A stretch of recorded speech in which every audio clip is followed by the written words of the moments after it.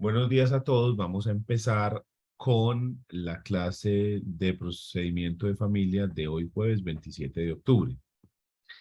En la sesión anterior estuvimos hablando acerca de la demanda del proceso liquidatorio y más específicamente estuvimos hablando de cómo hacer el inventario que nos solicita el artículo 489 del Código General del Proceso como anexo, que nos indica que tenemos que inventariar todos los bienes y las deudas de la sociedad, de la sucesión, y además que debemos darle un avalúo según lo dispuesto en el artículo 444.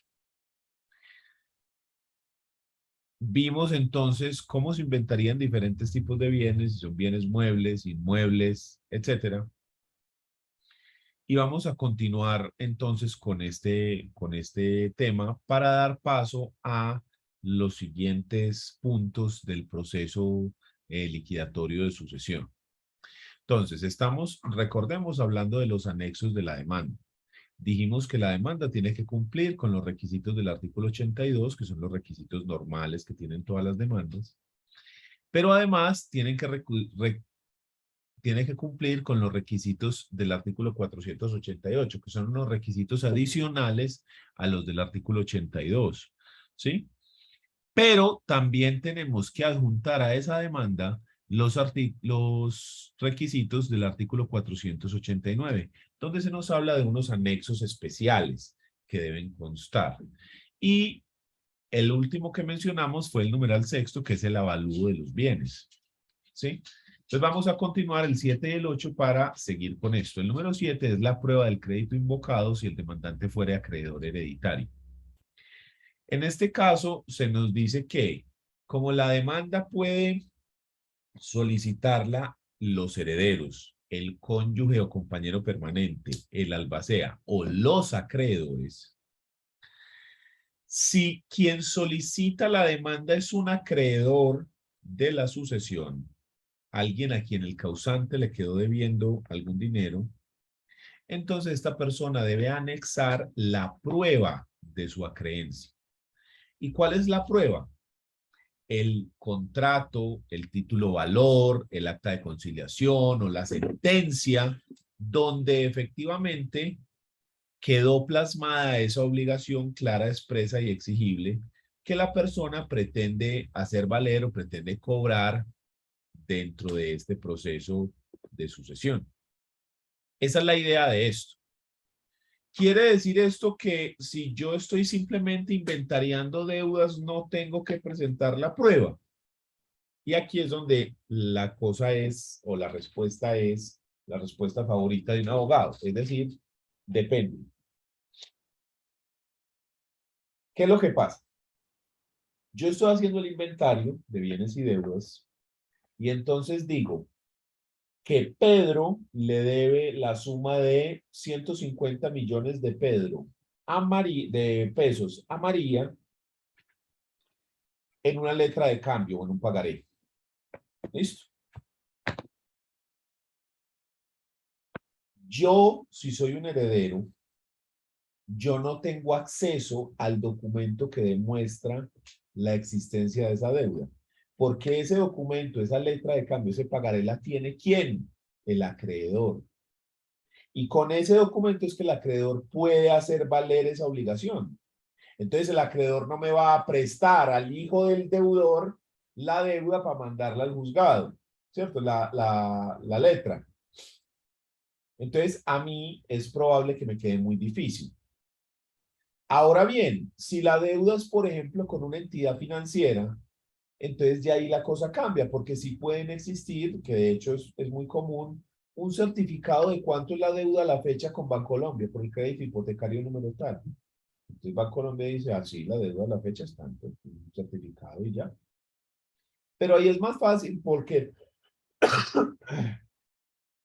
la deuda no consta en ese título ejecutivo, en ese documento, que hace prueba de la existencia, sino que es un documento adicional que demuestra cuánto se debe. Entonces, cuando yo estoy inventariando deudas en este punto,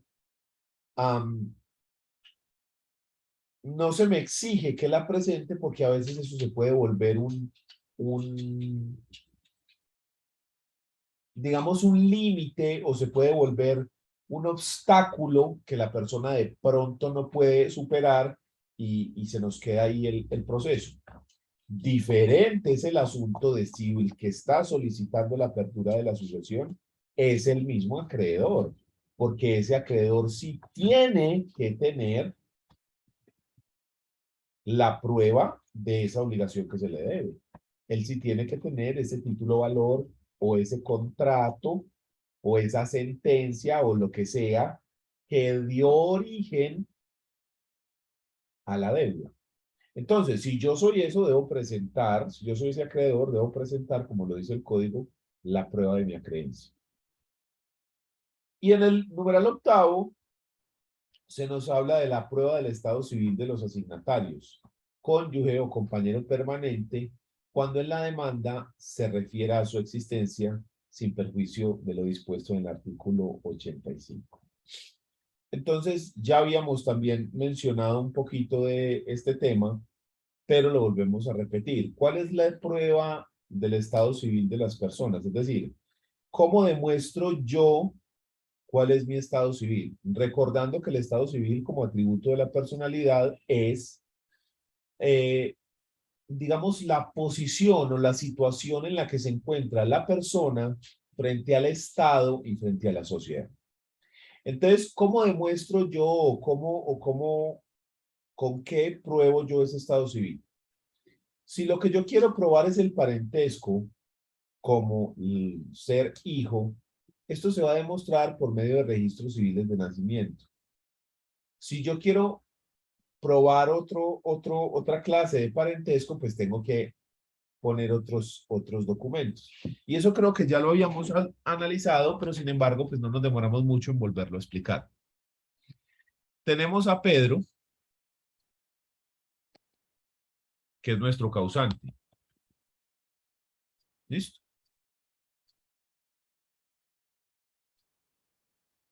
Pedro fallecido.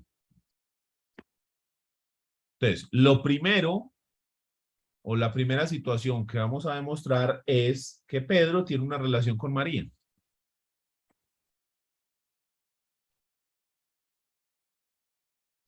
¿Cómo demostramos esto?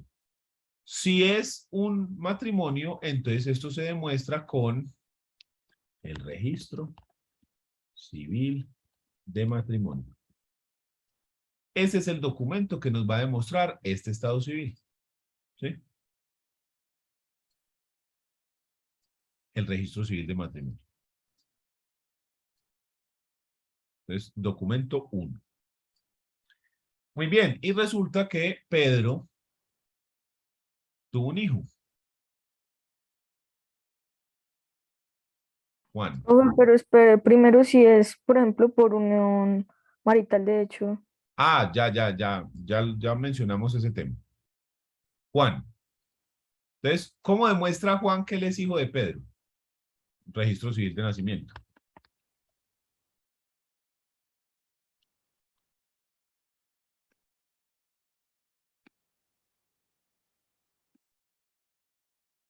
¿Listo? Hasta ahí está supremamente fácil el asunto.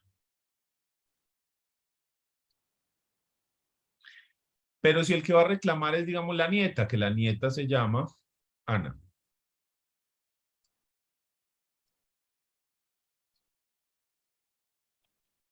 Ana.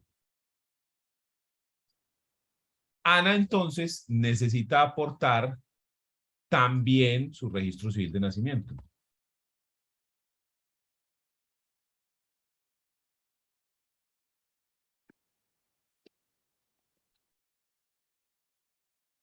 ¿Esto por qué? Porque en el registro civil de nacimiento aparece quiénes son los padres de Ana. Entonces, en el registro civil de nacimiento de ella, dice que su padre es Juan, pero eso no me demuestra que Pedro es su abuelo. Eso no me demuestra nada más. Entonces, lo que Ana necesita es demostrar que su padre es Juan y luego aportar el registro civil de nacimiento de Juan, porque ahí dice que el padre de Juan es Pedro. ¿Sí? Entonces la forma como Ana demuestra que es la nieta es con dos registros civiles, el de ella y el de su padre. ¿Listo? Entonces así se demuestra los descendientes. Pero ahora bien, y si María es compañera permanente, tenemos un problema. Tenemos un problema grande porque si nos remitimos a la ley 979 del 2005,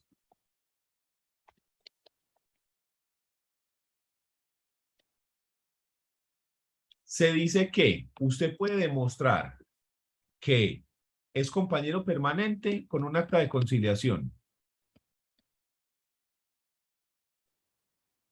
o con una escritura pública de constitución de unión marital de hecho o con una sentencia declarativa de unión marital de hecho. Esto es lo que nos dice la ley 979 del 2005.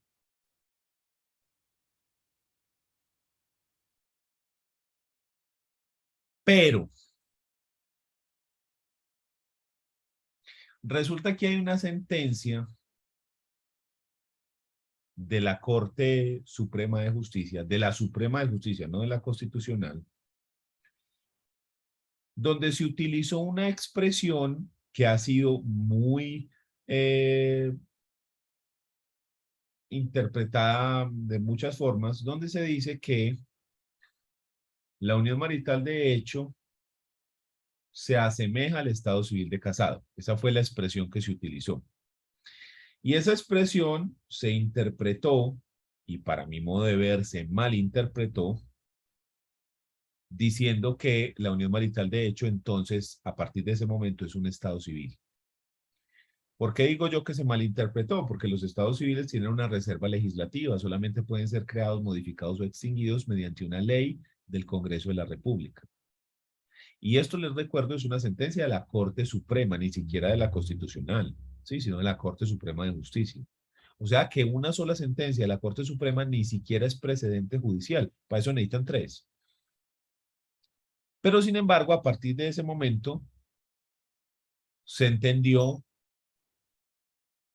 que la unión marital es un estado civil. No me malentienda. ¿Es un estado civil realmente? Sí, sí lo es. Pero nosotros tenemos una regla que dice que los estados civiles tienen que ser creados por el Congreso. Entonces, si nosotros tenemos reglas de esa naturaleza, no nos saltemos esas reglas, creemos la ley. ¿Sí? Es tan simple como eso. Sí lo es, sí, sí, tiene todas las características de un estado civil. Pero hoy en día, con las reglas que dice que tiene que ser creado de tal forma, ¿sí? Ese es el punto. Entonces, no existe dicha ley, solamente existe esa sentencia de la Corte Suprema. Entonces, ¿qué pasó? Que como la gente interpretó que a partir de ahí la unión marital era un estado civil, el problema es que los estados civiles se registran. Las notarías, que tienen esa función registral, registran entonces en el libro de matrimonios los matrimonios y en el libro de nacimientos los nacimientos y en el libro de defunciones las defunciones. ¿Estamos? Pero al crear ese estado civil, al crear ese estado civil, pues entonces también se tiene que crear un registro. Pero entonces la pregunta empieza, entonces hay que crear un nuevo libro de registro que tienen que llevar las registradurías, el registro de unión marital de hecho. O no es necesario crear un nuevo libro y lo registramos dentro del libro de matrimonios. Pero es que el libro de matrimonios es para matrimonios y está completamente claro que no es lo mismo matrimonio que unión marital. Son muy parecidos, pero no es lo mismo. O lo pasamos al libro de varios, donde se registran otras cosas que no tienen que ver con el estado civil. Por ejemplo, un testamento se registra ahí.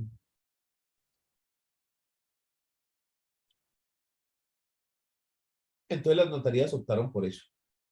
Como no había una ley que dijese cómo es que es el asunto, porque repito, esto fue una frase dentro de una sentencia de la Corte Suprema. Entonces la superintendencia lo que hizo fue, bueno, pues entonces miremos a ver cómo lo hacemos y se propuso entonces que las notarías eh, registraran estas cosas en el registro, en el libro de varios. Entonces hacen como una especie de registro civil de unión marital de hecho, una cosa más o menos así, pues tiene ese nombre, pero realmente no es un registro civil porque eso no está dentro de las funciones registrales, ni de la notaría, ni de la registraduría del Estado Civil colombiano, porque no hay una ley que lo crea, sino que entonces se volvió un problema. Pero las notarías le dieron solución, se lo registran. Si usted lleva alguno de esos tres documentos, que son los que exige la ley 979 del 2005, si usted lleva alguno de esos tres, entonces a usted, dentro de la notaría, le dan un registro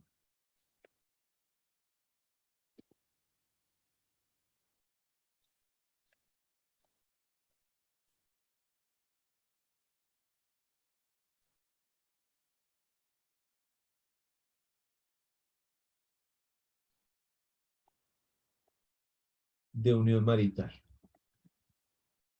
¿Sí? Una cosa similar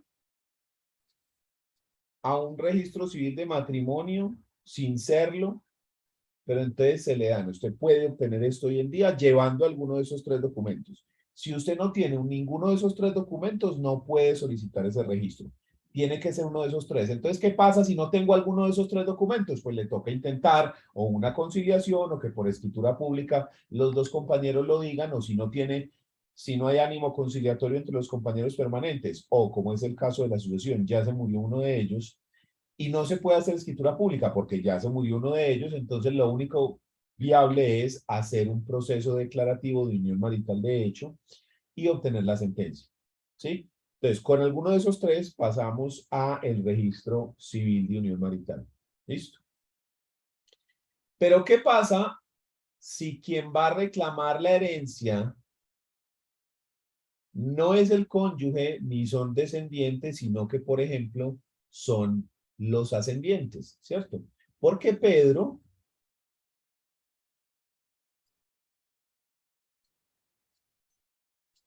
es hijo de Mariano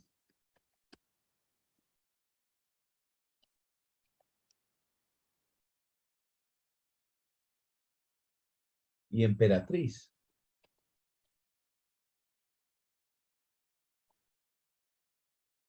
Entonces, ¿qué necesitamos acá? ¿Sí? Ah, bueno, se me había olvidado que el primer registro que necesitamos es el registro civil de defunción. ¿Cierto? Es el primero que necesitamos, es el más obvio, pero pues, como no lo puse, aquí hay que poner registro civil de defunción de Pedro. ¿Listo? Entonces, ¿cómo probamos nosotros que Mariano y Emperatriz son efectivamente los padres de Pedro? ¿Cómo demuestro yo eso? Entonces, para eso voy a necesitar el registro civil de nacimiento de Pedro.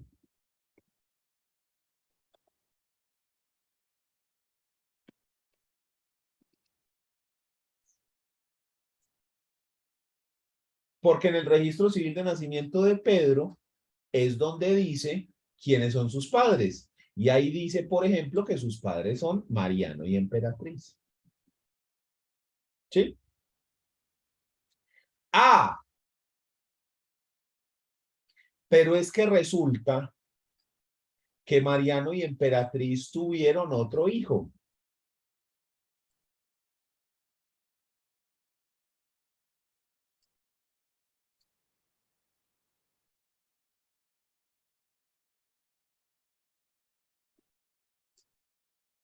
Tuvieron a Hugo.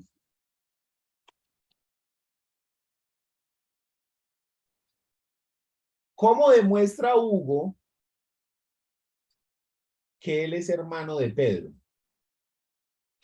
Entonces necesitamos un registro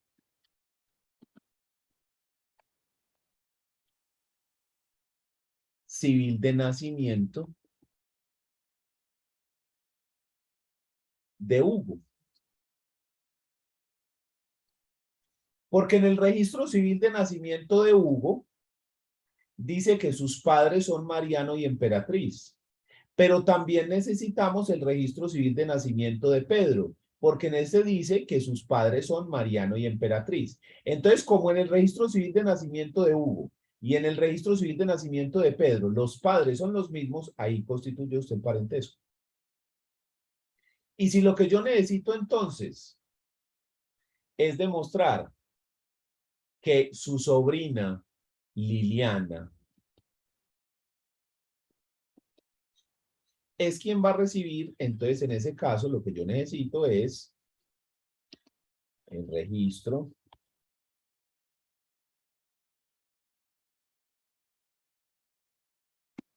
civil de nacimiento de Liliana. En ese registro civil de nacimiento de Liliana dice que su padre es Hugo. Pero también voy a necesitar entonces el registro civil de nacimiento de Hugo, que dice que sus padres son Mariano y Emperatriz. Y el registro civil de nacimiento de Pedro, para que diga que son sus padres los mismos que los de Hugo. Y de esa manera yo puedo establecer que Liliana es la sobrina de Pedro. Con esos 3 registros civiles. Pero ahora bien, si Hugo va a reclamar la herencia como hermano, Hugo, es porque Pedro no tiene hijos. De eso no existe ninguna prueba. Yo no puedo demostrar que una persona no tiene hijos. ¿Listo? Entonces de eso no hay prueba. Pero vamos a suponer que aquí no hay hijos. ¿Listo? Pues Hugo no tiene hijos. Pero lo que sí sabemos es que una persona tiene padres.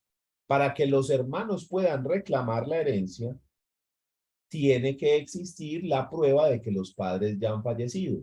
Entonces, si Hugo necesita demostrar que él es un hermano para poder cobrar la herencia, entonces Hugo va a necesitar un registro civil de defunción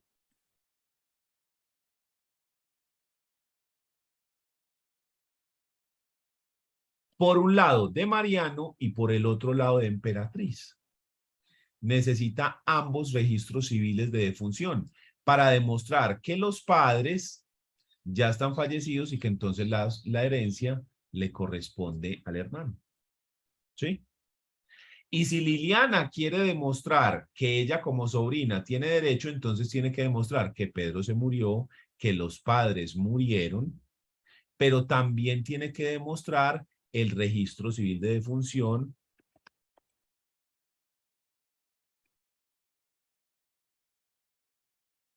de su padre, Hugo, porque los sobrinos solamente van a recibir en la medida que los hermanos no puedan, porque ya han fallecido. ¿Sí? Entonces, mire que la calidad que nos permite reclamar dentro de la sucesión, porque somos descendientes, porque somos ascendientes, porque somos hermanos, porque somos cónyuges, porque somos sobrinos, esa calidad solamente se puede demostrar a través de documentos como son los registros civiles. Porque los registros civiles son la forma como nosotros demostramos el estado civil de las personas. Entonces yo en una sucesión tengo que mandar tantos registros civiles de nacimiento, de función, matrimonio, etcétera, como sean necesarios dependiendo de quién es la persona que está reclamando. ¿Sí? Muchas veces un solo documento. Si el que está reclamando es Juan, que es el hijo, el registro civil de nacimiento de él y nos fuimos. Pero mire que si es Liliana, mire la cantidad de documentos que tengo que presentar, porque Liliana como sobrina, entonces tiene el registro civil de ella, 1, el registro civil de nacimiento de su padre, 2, el registro civil de defunción de su padre, 3, el registro civil de nacimiento del causante, 4, el registro civil de defunción del causante, 5, el registro civil de defunción del abuelo, 6, el registro civil de defunción de la abuela, 7. 7 documentos para demostrar que Liliana es la sobrina de Pedro y que como sobrina tiene derecho a reclamar, obvio, si no hay ninguno de estas otras personas. ¿Sí? No hay hermanos vivos, ni hay cónyuge, ni hay hijos. ¿Sí? Eso lo damos por descontado.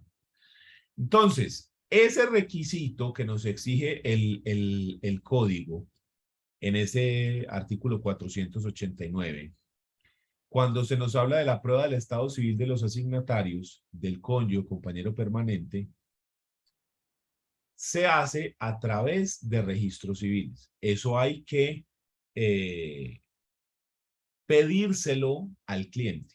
El cliente es quien tiene que brindar esos documentos porque eso es lo mínimo que yo necesito para poder reclamar. ¿Listo? Valentina, cuénteme. Profe, a mí me quedó una duda con el inciso, pues con el numeral anterior de la prueba del crédito invocado si el demandante es acreedor. Ajá. Porque ahí, pues de esa interpretación, yo digo que no hay una carga procesal para, por ejemplo, un heredero de presentar esas acreencias, por ejemplo, de títulos, valores, etcétera. Pero no sé si hay interpretación pues si hay jurisprudencia que diga, por ejemplo, si yo estoy en calidad de heredero, puedo conseguir pues pruebas a esas creencias, por ejemplo, en el caso que usted ponía del banco, entonces ¿sí es obligatorio presentarla o igual no es obligatorio? No, no, no es obligatorio. Y ya enseguida vemos por qué. Cuando nos metamos a hablar de la audiencia de inventarios y avalúos, de esa audiencia en específico, te vas a dar cuenta por qué no es obligatorio, ¿sí? Le adelanto un poquito para que no se quede la explicación en el aire. Cuando nosotros estamos en el artículo 501, que es el que regula sobre la audiencia de inventarios y avalúos, en este 501 llega y nos dice, en la audiencia podrán concurrir, no sé qué, y nos dice los activos, Y acá en este inciso se nos habla específicamente de eso. Entonces nos dice, en el pasivo de la sucesión se incluirán las obligaciones que consten en título que preste mérito ejecutivo, siempre que en la audiencia no se objeten. Y las que a pesar de no tener dicha calidad, los, los herederos, o por esto si el cónyuge o compañero permanente, perdón, y ¿dónde están? Y que no se objeten por estos, En caso con, ¿dónde está? No lo veo. En el pasivo de la sucesión se incluirán las obligaciones que constan en título ejecutivo, en título que presten mérito ejecutivo, siempre que en la audiencia no se objeten y las que a pesar de no tener dicha calidad, se acepten expresamente en ellas. Es decir, que si los herederos aceptan que existe una deuda de mutuo acuerdo, aun cuando no tengamos prueba de la deuda, porque no consta en un título ejecutivo, no hay un documento, pero todos sabemos que se le debía plata a Pedro, esa deuda se puede inventariar, ¿sí? Porque todos estuvimos de acuerdo que eso es una deuda existente. Ahora bien, si no estamos de acuerdo, solamente podemos inventariar las deudas que constan en título ejecutivo. Entonces, aquí eso nos genera un problema, lo que vos decías. ¿Es obligatorio entonces o no es obligatorio que yo presente la prueba de la deuda cuando yo soy un hijo? La respuesta es, para la demanda, no. Si usted no la tiene, no. ¿Puedo anunciar de todas maneras que hay una deuda? Sí. ¿Así no tenga ninguna prueba? Sí. No hay ningún problema. Si usted es el acreedor, ya eso es otro paseo. Pero si usted es heredero, no hay problema. Usted en la demanda no necesita demostrarlo. Lo ideal es que lo haga, porque nosotros como abogados sabemos que dame la prueba y te daré el derecho, ¿sí? No tenemos prueba, no tenemos nada, ¿sí?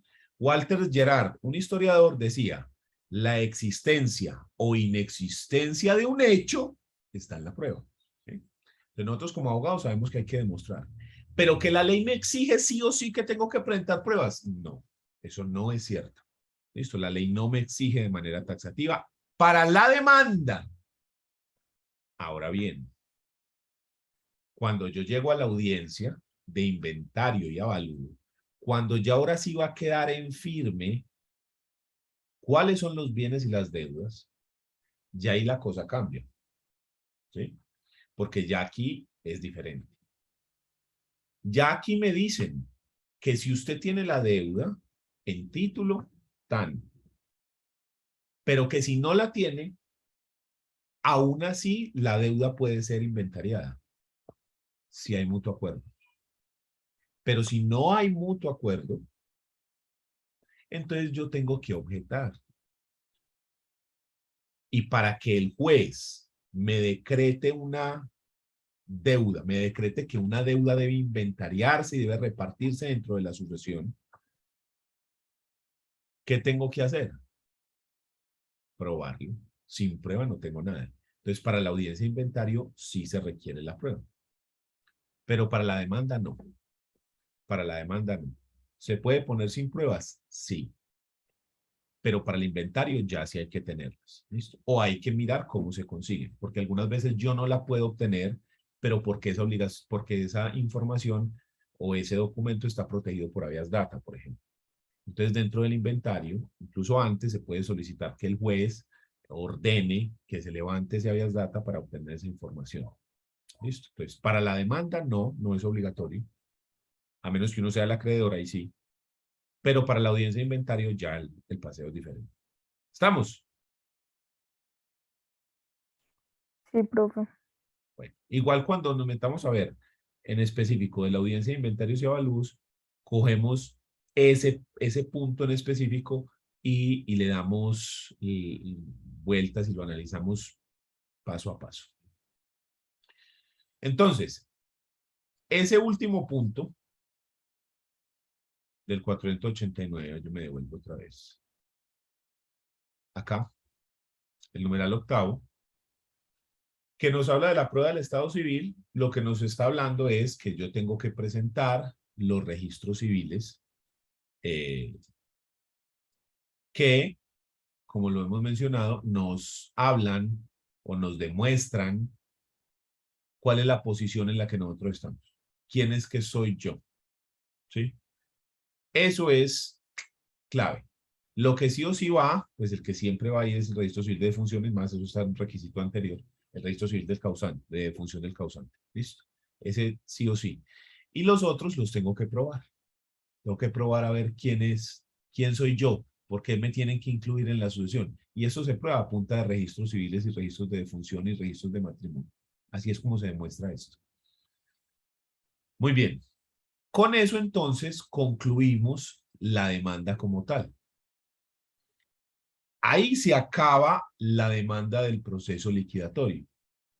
Y entonces pasamos a la apertura del proceso que está aquí en el 490, que nos dice, presentada la demanda con los requisitos legales y los anexos, el juez declarará abierto el proceso de sucesión, ordenará notificar a los herederos conocidos y al cónyuge o compañero permanente para los efectos previstos en el artículo 492, así como emplazar a los demás que se crean con derecho a intervenir en él y en la forma prevista en este código, si en la demanda no señalan los herederos conocidos y el demandante no lo es, el juez ordenará notificar al Instituto Colombiano de Bienestar Familiar o a las entidades que tengan vocación legal. Entonces, una vez presentada la demanda, pasamos al campo del juez, donde el juez tiene tres posibilidades. Si la demanda cumple con todos los requisitos, admite la demanda y declara abierto el proceso de sucesión, ordenando la notificación de los herederos conocidos y el emplazamiento de los desconocidos. O, si la demanda no cumple con los requisitos, sacará un auto inadmisorio donde diga cuál es el requisito que hace falta y concederá 5 días para su subsanación. Vencido el término de 5 días, el juez entonces tendrá que A, si ha sido subsanado el requisito que faltaba, pasar a admitir la demanda, darle apertura al proceso de sucesión, notificar a los herederos conocidos y emplazar a los desconocidos. O B, si no se dio subsanación, si no se presentó el requisito que hacía falta, entonces se procederá a dictar un auto de rechazo de la demanda. O C, o tercera posibilidad, que dijimos que el juez tenía tres posibilidades, admitir, inadmitir, y la tercera es rechazar. Las causales de rechazo son falta de jurisdicción, falta de competencia o caducidad de la acción. En esos tres eventos, eso está regulado ahí en el artículo 90 del Código General del Proceso, se puede rechazar la demanda. En el artículo 90 se dice cuándo se admite, inadmite o se rechaza. ¿Sí? Artículo 90, vamos a mirar.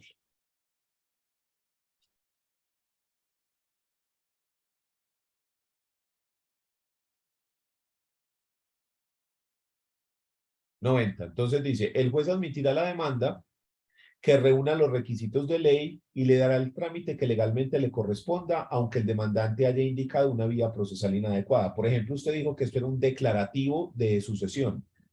No, eso no es correcto. El proceso es liquidatorio de sucesión, por eso no se lo pueden inadmitir. El juez le tiene que dar el trámite correspondiente. ¿Listo? Entonces el juez admitirá la demanda que reúna los requisitos de ley y le dará el trámite que legalmente le corresponda, aunque el demandante haya indicado una vía procesal inadecuada.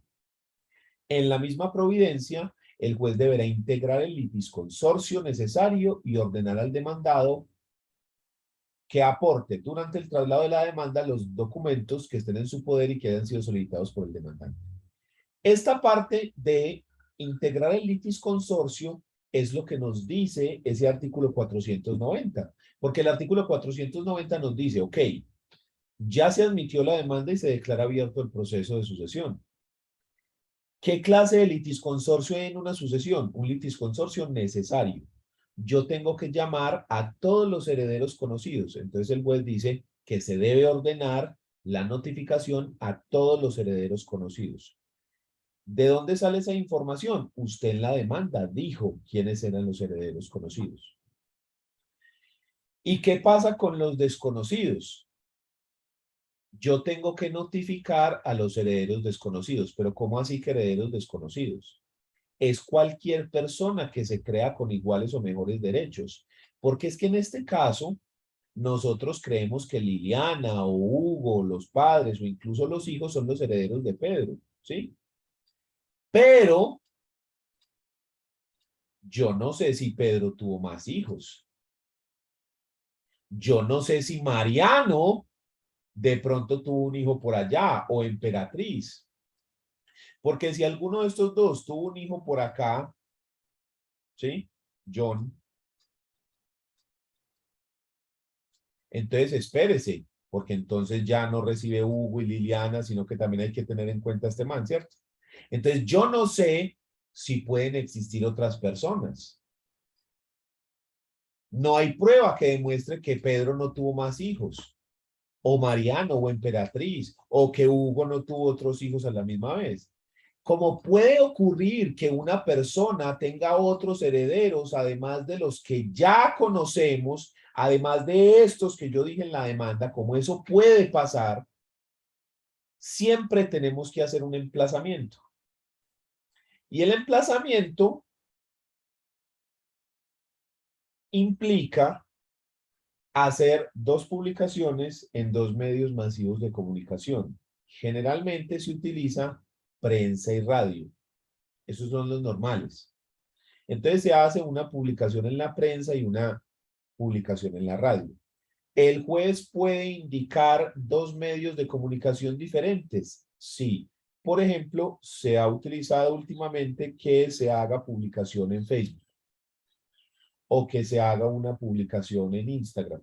El juez puede ordenar eso.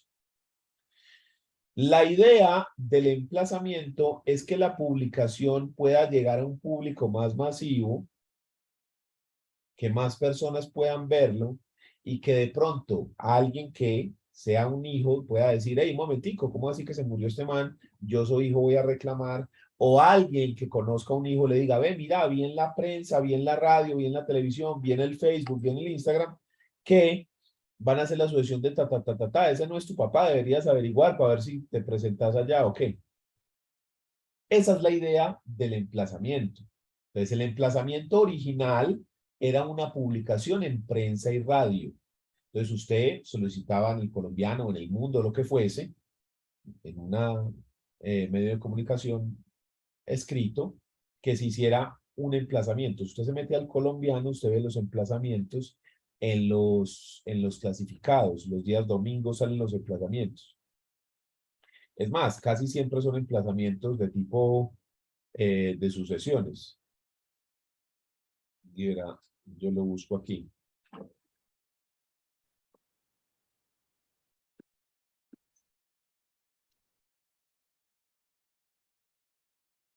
Vean,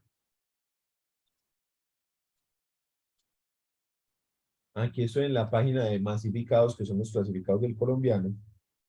Y entonces, por ejemplo, mire que aquí en la notaría, este es el emplazamiento. Vea. Mírenlo acá, vean. El notario 22 de Medellín emplaza a los que se crean con derecho a intervenir en la sucesión de Juan Bautista Franco Parra, cédula 596-287, y María Otilia López de Franco, cédula 21.842.881, fallecidos el 7 de julio de 2022 y el 22 de noviembre de 2011, respectivamente, aceptando el trámite notarial mediante acta número 148 del 24 de octubre de 2022. Para lo dispuesto en el artículo tercero del decreto 902 de 1988, se ordena publicar en prensa y emisora local. Se fija por 10 días, hoy 26 de octubre de 2022 a las 7 a.m. Carlos Eduardo Valencia, notario. Esta fue una publicación en el colombiano que se hizo ayer, 27 de octubre. ¿Sí? Y aquí hay un montón. Entonces, de sucesiones son las que más hay. Vean. Todas estas son solicitudes de ese tipo. Vean. Vean. Vean. ¿Sí? Vean. Vean. Vean. Entonces, eso es un edicto. Lo que le digo, la idea de esto es que uno pueda acceder a un público más grande, que de pronto contacten a una persona que pueda ser un hijo o que pueda ser un sobrino o lo que sea. Valentina. Pero entonces ahí me surge la duda, esa publicación la puede ordenar el juez, pero cuando es, pues también supongo que como dice el notario, cuando también el proceso es de mutuo acuerdo, el notario también tiene que emplazar a posibles herederos que no se conozcan. Sí, siempre, en todas las sucesiones, sin importar que sea en juzgado o en notaría, hay que hacerlo. ¿De dónde surge esa normativa? O sea, ¿basados en qué hay que hacerlo? En este 490.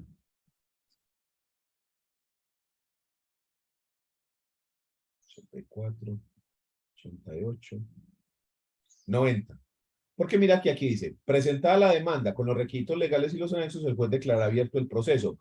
Ordena notificar a los herederos conocidos y al cónyuge compañero permanente para los efectos así como emplazar a los demás que se crean con derecho a intervenir en el presente código. Entonces, de ahí, ese es el punto. Juez o notario, porque la regulación notarial de la sucesión es la misma. Tan. Y eso sí lo ve alguien. O sea, en la realidad, me pregunta Salomé.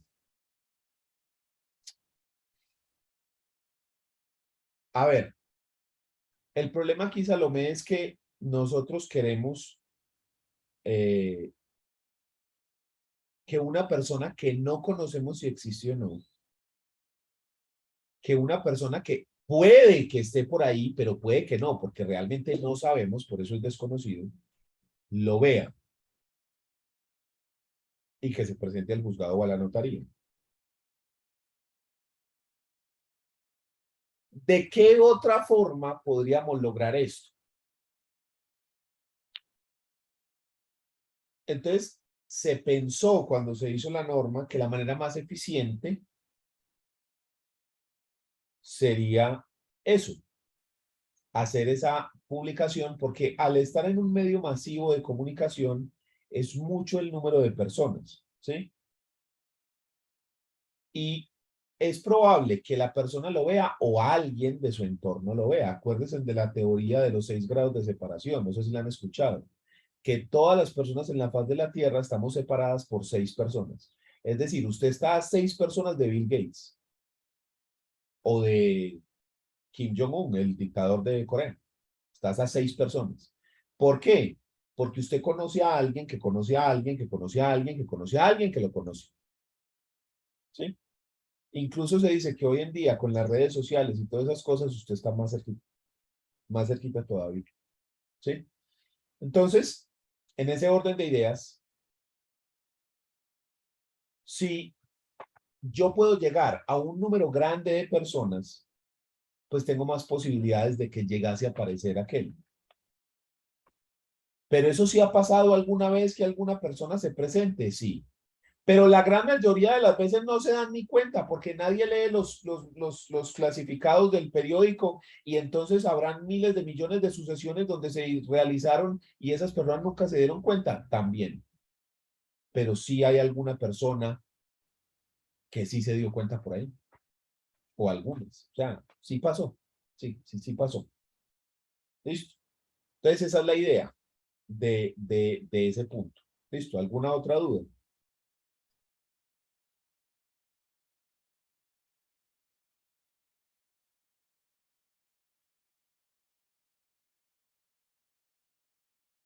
Entonces, ya tenemos la demanda que tiene todo esto que ya habíamos dicho.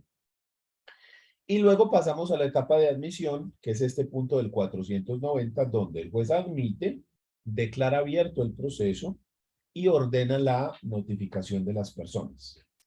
Si estuviésemos en un proceso declarativo, entonces pasaríamos a la contestación de la demanda, donde a esa persona que se le notificó se le conceden 20 días hábiles para que conteste y para que conteste en los términos del artículo 96, que es el que habla de la contestación, donde dice, por ejemplo, que tiene que pronunciarse frente a las pretensiones, diciendo si se allana o si se opone.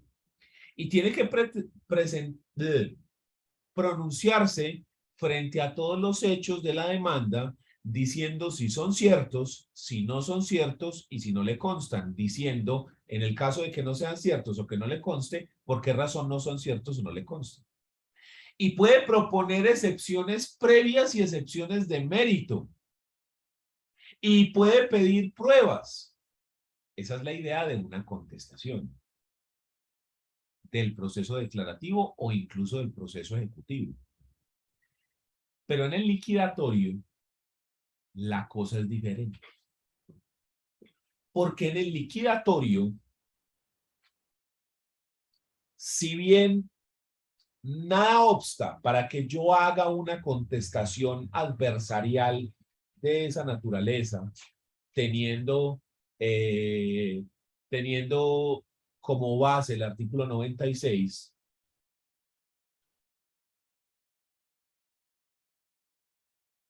realmente yo no necesito decir o yo no necesito poner o yo no necesito poner que me allano o que me opongo a las pretensiones, porque es que realmente ¿cuál es la pretensión de la sucesión? Pues de la demanda de apertura. Señor juez, abra, si yo me voy a oponer, no, yo lo que quiero es que me metan en el paseo, ¿sí? ¿Yo qué sí puedo hacer? Decir, hombre, ese inventario está malo, le faltan estos bienes, o le faltan estas deudas, o no meta esto. Es más eso. Pero realmente, puedes entrar a decir en una contestación, Pedro murió tal día, es cierto. Pedro se casó, es cierto. Tuvo tal, es cierto. No otorgó, es cierto. O sea, de hacer eso, eso iría en contra de la economía procesal. Entonces, la contestación del proceso liquidatorio de sucesión, si bien puede hacerse así, como le dije, no hay una ley que diga que no, realmente puede ser un memorial donde el abogado dice, Daniel opera conforme al poder que me fue conferido por el señor tal, hijo también del causante. Le solicito al señor juez que lo acepte como heredero dentro del proceso y que sea tenido en cuenta dentro del mismo, así como reconocerme personería jurídica. Nada más. Nada más.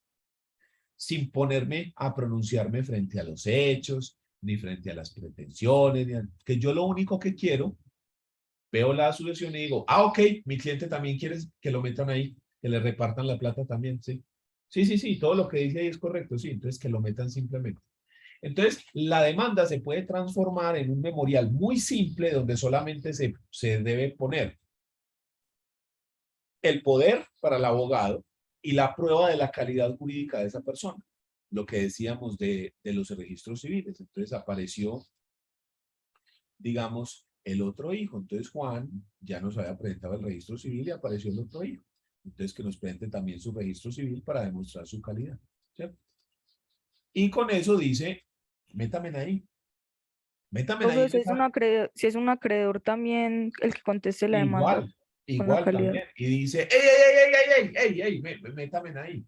Pero el acreedor también se puede presentar más adelante, que es en la audiencia de inventario. Entonces, el acreedor no necesita presentarse en ese momento e incluso algunos jueces han interpretado que no puede presentarse sino hasta que estemos dentro de la audiencia.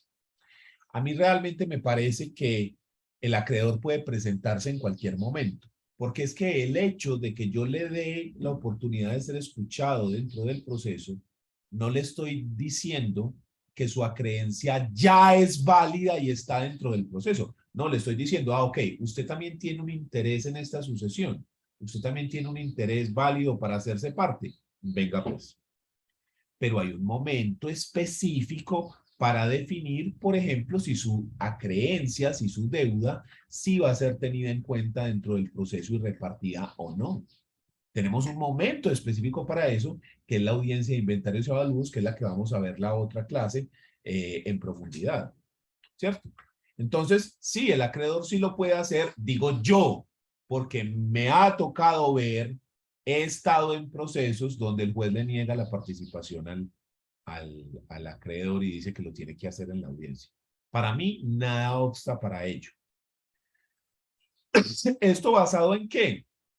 Miremos el artículo que sigue, que es el reconocimiento de los interesados. Porque los interesados se presentaron, entonces solicitan que les sean reconocidos. Entonces ellos dicen, hey, yo también soy hijo, reconóceme a mí como tal. Entonces aquí dice, para el reconocimiento de los interesados, el juez aplicará las siguientes reglas. Si aparece alguien, entonces dice, en el auto que declare abierto el proceso, se reconocerán los herederos, legatarios, cónyuge, compañero permanente o albacea que hayan solicitado su apertura si aparece prueba de su respectiva calidad, lo de los registros civiles. Estos son los que se presentaron con la demanda, ya ahí lo reconocieron. Los acreedores podrán hacer valer sus créditos dentro del proceso hasta que termine la diligencia de inventarios, durante la cual se resolverá sobre su inclusión en él. O sea que sí, perfectamente. Pero su acreencia en específico se tiene que ver más adelante. Entonces el acreedor también. Desde que se declare abierto el proceso y hasta antes de la ejecutoria de la sentencia probatoria de la última partición o adjudicación de bienes, cualquier heredero, legatario o cesionario de estos, el cónyuge, compañero permanente o el albacea, podrán pedir que se les reconozca su calidad. En cualquier momento, no es sino un memorial, lo que le digo, un memorial muy simple, no hay que contestar la demanda. Porque es que mire que en el proceso declarativo, si usted no contesta la demanda, opera lo del artículo 97, la confesión ficta. Se presumen ciertos los hechos y usted básicamente perdió el proceso. Pero es que como el proceso liquidatorio no tiene esa naturaleza, sino que usted está pidiendo que lo monten al barco para que le den plata también, es muy fácil. Entonces usted simplemente levanta la mano y dice, hey, yo también quiero tener un pedacito de esta sucesión. Si usted logra demostrar su acreencia, el juez le dice, ok, usted va en el barco también. Pero no necesito nada más. Nada más, nada más. No necesito nada más. Ese es el punto de eso. Entonces, mire que acá, en ese mismo artículo, le dicen al juez esto. Vea, puede reconocer. Cuarto, cuando se hubieran reconocido herederos o legatarios y se presenten otros, solo se les reconocerá si fueren de igual o mejor derecho. Es decir, ya tenemos hijos. Yo no voy a reconocer a los padres, hermanos, sobrinos, porque los hijos desplazan a los otros. Ok, pero aparece otro hijo, alguien que tiene el mismo derecho. Listo, viene para acá. Se le reconoce de uno. ¿Ya? Para esto es preciso tener muy claro las reglas de la sucesión y de los órdenes hereditarios, que son las que le permiten al juez establecer quiénes son las personas que van a recibir la herencia del causante en específico. ¿Estamos? Entonces, se presenta la demanda. Se pasa a la etapa de apertura, donde el juez admite la demanda. Lo del artículo 90, admisión, inadmisión, rechazo. Si el juez la admite en los términos del artículo 90, porque cumple con los requisitos y demás, entonces declara abierto el proceso, reconoce a las personas que se presentaron con la demanda y que probaron su calidad con los documentos que dijimos, y ordena que se notifique a los otros que usted dijo en la demanda, que usted mencionó, pero que no están ahí, que no le otorgaron poderes y abogado. Pero además ordena el emplazamiento a los herederos indeterminados, a esas otras personas que no sabemos siquiera si existen o no, o que sabemos que sí existen porque sabemos que hay un hijo que se llama Juan, o que se llama Pedro, o que se llama Miguel, o que se llama Sofía, pero no sabemos si está vivo, si está muerto, no sabemos dónde está. Entonces, para esas personas que no sabemos dónde está o ni siquiera sabemos si existen o no, es cuando se hace el emplazamiento. Ahora bien, esas personas, bien sea porque vieron el emplazamiento o bien sea porque recibieron la notificación personal, se pueden presentar al proceso. De manera muy simple, sin tener que hacer una contestación grande como la que está regulada en el artículo 96, sino simplemente con un memorial solicitando que le sea reconocida su calidad de tal y adjuntando la prueba de esa calidad. ¿Puede esa persona contestar la demanda como está en el artículo 96 y referirse a cada uno de los hechos y proponer excepciones y todo lo que vos querás? Sí, sí se puede. ¿Es esto estrictamente necesario so pena de no ser incluido dentro de la sucesión? No, puede ser, como le digo, un memorial de una hoja con 2 anexos. ¿Por qué 2 anexos? Porque en el memorial dice, reconózcame a mí como hijo, y los 2 anexos son ¿cuáles? El poder para el abogado y la prueba de su calidad. ¿Listo? Entonces puede ser muy simple o se puede hacer más engorroso, más gordo. No es necesario hacerlo como una contestación del 96, eso iría incluso en contra del principio de economía procesal, a menos que haya cosas malas en la demanda, muy malas, muy graves, que tengan mucha relevancia jurídica, sobre la cual sí hay que entrar a discutir. Ahí sí ya es otro paso. ¿Listo? ¿Alguna duda? Profe, entonces si se cumplen con esos criterios del emplazamiento y todo, y dentro del tiempo, pues, o sea, antes de que antes de que se haga la última partición, de que se reconozca la última partición del inventario, bueno, cuando ya se dicta sentencia y eso queda ejecutoriado, si aparecen de manera posterior herederos, incluso con mejor derecho, ya no hay nada que hacer. Sí, sí se pueden hacer cosas porque se puede Reformar. rehacer la partición. ¿Sí? Ah, Eso tiene un término. Generalmente el término del que estamos hablando son 10 años, donde se puede solicitar rehacer la partición. Pero también vos recordarás que cuando estuvimos hablando del proceso declarativo, vimos una acción específica, una demanda específica que se puede utilizar en estos casos, y es la demanda de petición de herencia, cuando una persona fue dejado por fuera. ¿Se acuerdan? Entonces dijimos que si hay un heredero que fue dejado por fuera, este heredero puede demandar a los otros herederos para que ellos le den su parte. Entonces, en ese caso, la sucesión no la modificamos, la sucesión queda igual, ¿sí? Ya se repartieron entre Hugo, Paco y Luis, pero cuando aparece Daisy, entonces le decimos, Daisy, no vamos a cambiar la sucesión, pero entonces cóbrele a Hugo, Paco y Luis. Entonces, mediante el proceso de petición de herencia se puede hacer. O, dependiendo de los términos, en la próxima clase lo miramos, se puede rehacer, solicitar rehacer la partición, pero eso tiene unos términos específicos. ¿Listo? Entonces, eso lo podemos ver la clase pasada. Pero la respuesta es sí, sí se pueden hacer cosas hasta cierto punto y hasta cierto momento, pero sí se pueden hacer. ¿Listo? ¿Alguna otra duda?